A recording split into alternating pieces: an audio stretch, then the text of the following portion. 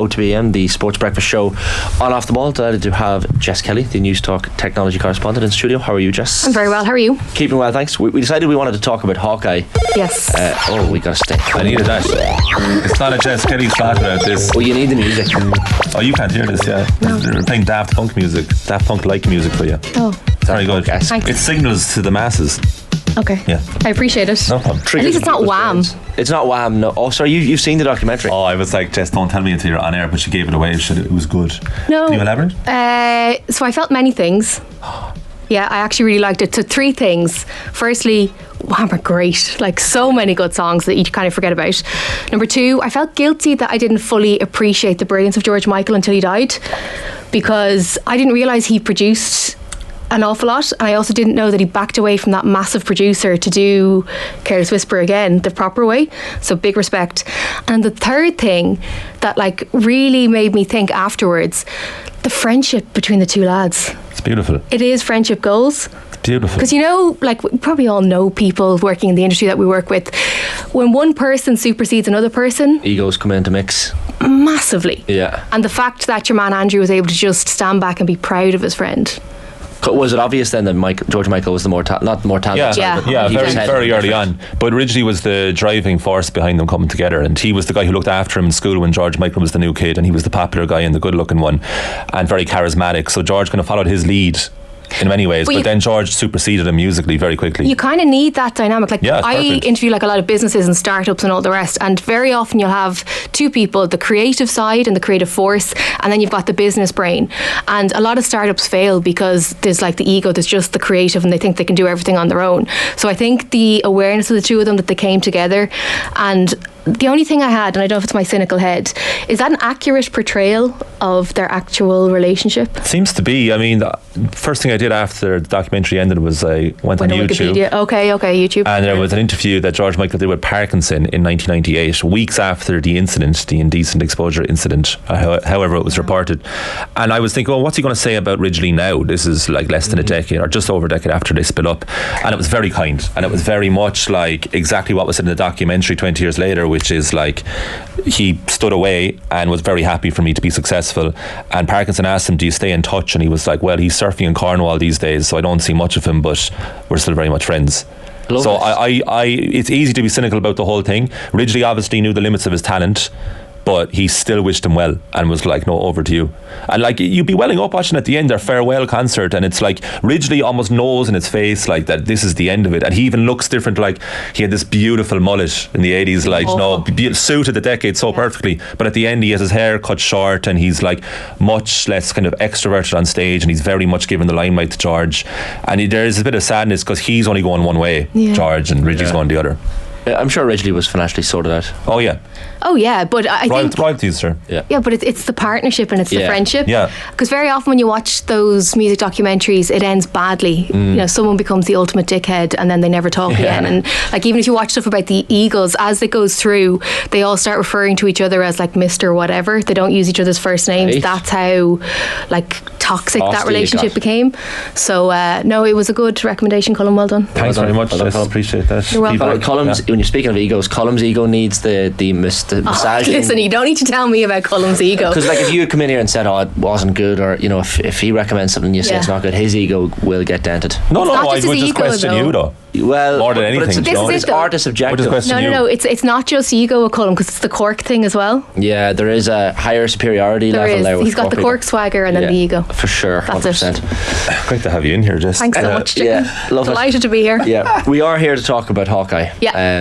But I don't know how it hopped into our heads. I think the Armagh Monaghan game recently, there was the incident where I think it was Micheál Bannigan from Monaghan kicks a score. The umpires are kind of looking at each other going, I don't know. Yeah. And the referee didn't know. The players were both saying opposite things. Went to Hawkeye. Of course, they do their little symbol. Let's go to Hawkeye. And Hawkeye pops up with this file error. Basically, it hasn't worked. So and it famously didn't work, infamously, in the Galway Derry semi-final, was it last year? So it's had issues. But what's the background? So how does it work? So this is it's very sophisticated technology. It's now owned by Sony. It was initially developed for cricket, and since then I think it's in 80 different tournaments around the world. It's using a whole host of different sports, and it was brought into GAA in 2013. So the way it works, for those who don't know, because everyone will have seen it on telly but may not know, so there are 9 cameras around Croke Park, and they can triangulate to follow the ball. And what's really interesting is that it doesn't just do the controversial shots, it follows the ball the entire time, so it can be called in at any stage. However, it's I think it's 1% of calls that it's relied upon. It's very expensive technology. The cost is around it's reported to be around between 7 and 8 grand to roll it out per match, so it's a pricey bit of kit. So when I saw that number recently, I remember thinking, oh, that's not too bad for Hawkeye, but I thought that was the cost of just putting it in there and keeping it there, but that's per game. Yeah, it's a massive amount of money, because, and if you go on to Croke Park, they actually have a breakdown. It has its own data server, it has its own connectivity hub and all the rest. So, if there's thousands of people in Croke Park, as there often is, and they're all using their phones, you don't want the internet buffering for Hawkeye, so they have their own supply there. So the cameras are connected up, and it can locate the position of the ball no matter where it is, up to 26 metres in the air and 4 metres wide. Okay. And then it can map the sort of projected path of the ball. So it's not just doing a prediction, it's mapping out where it was and where it was likely to go. And so because often there's controversy around the calls, because if it goes up beyond the post, that's very, very controversial. Curled in, or wind factors, But they say, and I've watched an awful lot now in the last wee while about this, it has to be within either the physical goals or the projected goals. Okay. So that is up to the 26 metres.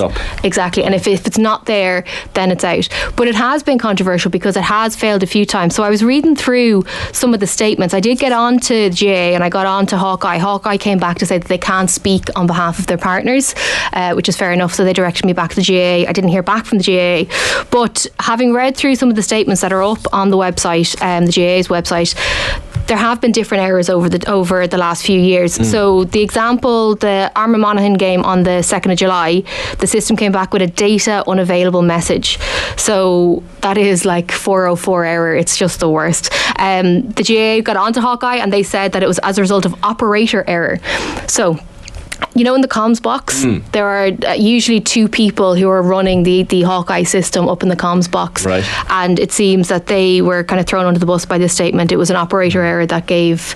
There's pilot error, when you're talking about airplane incidents. So they're blaming it on the humans? Yeah, it was, basically. So the system, and it's quite interesting to see, so they are capturing every single movement of the ball, and then when it is called upon, there is a bit of manual input required with the system, and then it gets thrown up onto a monitor that then flicks it onto the big screens. So somewhere in that chain of events. Sorry, but the phrase "you have one job" comes to mind. No. If you read the notes there, it's tough. But sorry, it's tough frame by frame. Yeah, but they're no. The individual isn't doing the frame by frame video. I know, but the analysis of it. So I don't get it when it goes through the posts when they're showing it, and I'm like, I don't know if this is going to be Tar or Neil. You think through the post is a Neil? Through the post is a Neil. But then I depict it as slightly to inside the post basically, and it would still be Neil.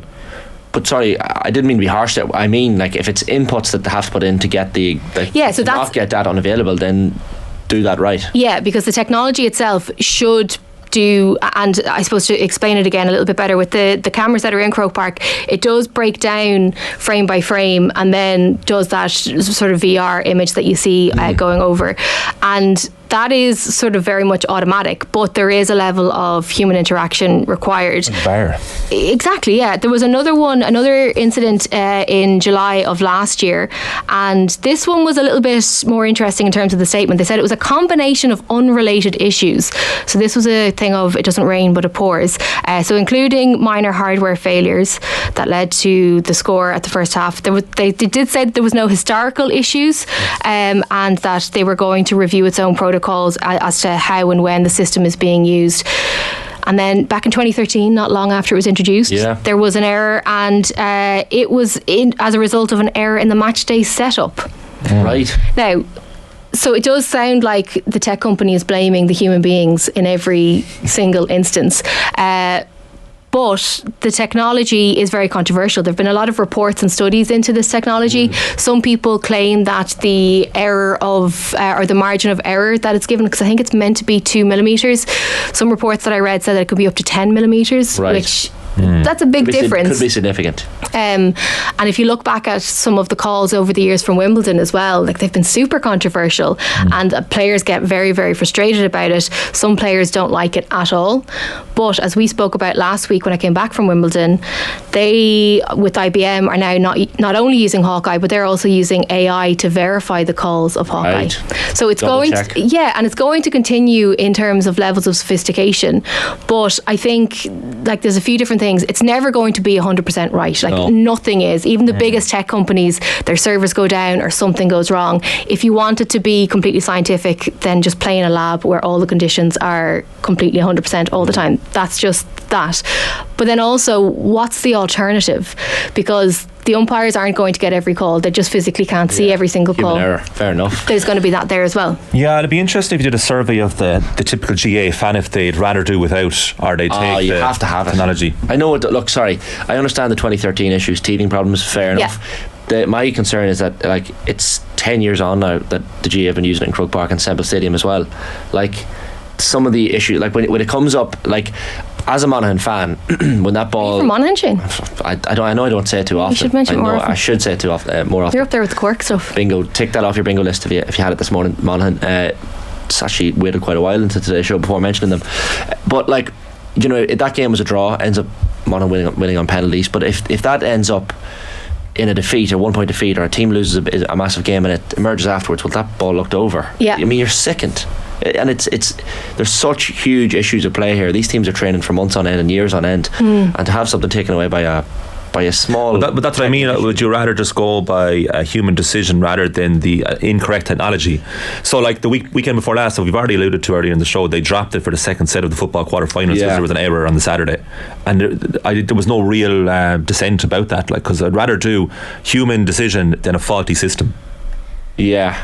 And faulty decision was the issue last year, where it said the ball was over, or sorry, it said the ball was. That was the Galway Derry game. Yeah. So it said the ball was over when it was clearly wide, or the opposite? Vice versa. No, because Galway, they wanted a point. Yeah, it said it was wide, but it was clearly over. Wouldn't have come out without the point being given. It's the Shin Walsh 45, I think. Yeah. So it either doesn't work like that, or the data unavailable thing, which is most frustrating, I think. Yeah, but again, there are a few factors that you need to consider here. You know, the speed of the game is a massive factor. Yeah. And I also think having, you know, that level of technology working in a stadium the size of Croke Park, like it's not that it's crap technology, it's just that, you know, maybe like 2 times out of 100 you are going to have these instances. Yeah. And that's stupid question, but I imagine that hurling's much more difficult than football. Yeah. Well, because the size of the ball, the velocity of the ball, the height that it can go to, like that definitely is a factor. And I do think that could sometimes lead into some of the decisions that we've seen, particularly when they are talking about the frame by frame. Like if you read into some of the data that's there about the how much it has to capture, and even the blur motion that would come up if you are breaking it down frame by frame, there has to be the consideration there. Yeah. But, and I'd gladly be corrected, I don't think there's another solution that would make it better, because they had talked before, didn't they, about like changing the schlitter and like putting maybe extra sensors in it or something like that, but that would change then the weight and a whole host of other stuff that maybe not, like it's just not worth it. Players would hate that. So I don't know what the alternative is, because this technology, like say golf tracing technology, when you see the ball being teed off, that's brilliant. In tennis, I think it does work. I know some players mightn't like it, but it's good. Generally works. It's good in tennis. Goal line technology in football has been important as well. Like and generally speaking, I like Hawkeye. I think it's great when it works. It's just when you have issues in massive games, like if it's $8,000 a game and it's coming up data unavailable, that's a waste of money. Like that's the second most interesting stat from Jess's studies here. Loads of interesting stats here, but less than 1% of calls need Hawkeye. I did say that earlier. That's surprising. I know, but I need to go back and say it again. Like now, before you go on. Threads. Yeah. Should we be worried or excited?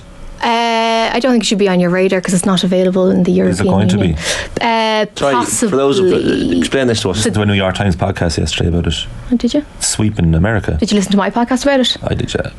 Such a lie. Go on, That is there. such a lie. Look left when they lie. That is such Go a on, liar. explain there to the masses. So this is Meta's alternative version to Twitter. Obviously, Twitter's gone through a tough time since Musk took over.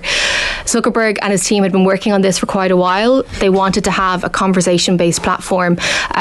It's going to be, or in the US, because it launched last Thursday. So if you're basically not in the EU, you can now get it, and it's associated with your Instagram account. Right. And that's the reason why we don't have it here, because of data protection laws. It's like really exciting as a topic. But basically the Irish Data Protection Commission, which governs the likes of Meta here in Europe, has said that because of the data sharing between, the potential data sharing between Threads and Instagram, it's not allowed. They are reviewing it at the moment, and hopefully we will get it.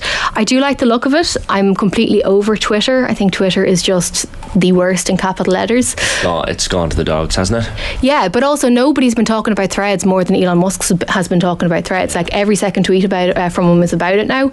So I don't know. Now, I did actually see Mark Zuckerberg posted yesterday that they haven't monetized, or they haven't opened up the ad side of things on Threads as of yet. So I wonder now, when they start drip feeding ads in another ad so people get sick of it and realise it's just another social media platform. There was also something I saw from, I think it was the New York Times, that questioned the moderation side of things on Threads. They didn't confirm that they'd hired moderators, I think, for the new application. And as we know, trolls are the worst thing about social media. So if that's not in place, then it's dreadful. Something I noticed yesterday, Twitter has changed the reporting things that you can report abuse for on the platform now. Okay. So if someone is just like harassing you and being like awful, those options are now gone. It has to be like the worst of the worst, which is not good, because if you are someone on the platform and you are being targeted, like what else do you do? Yeah. It's the worst of the worst. Could be subjective, like, depends who you ask. 100%. Just looking there, Twitter has 250 million active users. By Monday, Threads had reached 100 million, so catching up reasonably quickly. The two lads on like this whole back and forth Musk and Zuckerberg are having. Oh, it's so Messi versus Ronaldo of the tech world. No, but we've changed. Like, we'd worked for years to change the perception of technology as not just being dudes in hoodies and jeans, and now they are completely undoing it all by being the whitest of white men and just being horrific. Musk looking for a literal dick measuring contest, I think it was the latest. You know, what more would you expect from him? It just sums the whole thing up. Yeah. I don't know how we got there, but I'm glad we did. Jess, great stuff as always. Thanks so much for happening. And